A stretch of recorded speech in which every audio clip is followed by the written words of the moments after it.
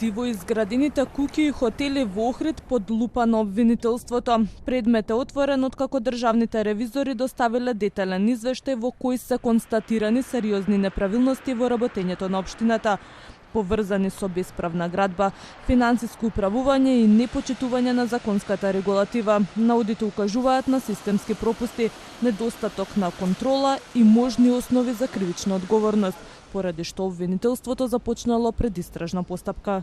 Државниот завод за ревизија на 19 декември 2025 година го достави ревизорскиот извештај за општина Охрид до јавното обвинителство на Република Северна Македонија, од каде извештајот е доставен на надлежно постапување на основното јавно обвинителство Охрид.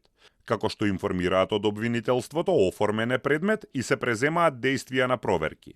Сета потребна документација како општина ќе ја доставиме доколку биде побарана од обвинителството, вели за Телма градоначалникот на Охрид. Според него, овој ревизорски извештај е најпозитивниот во историјата на општина Охрид, особено во делот на материјалното и финансиското работење.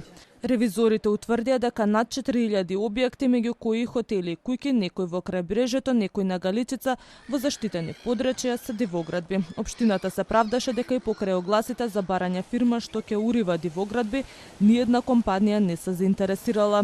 Бројните дивоградби, особено оние во заштитени подрачја, секоја година го загрозуваат статусот на Охрид во УНЕСКО.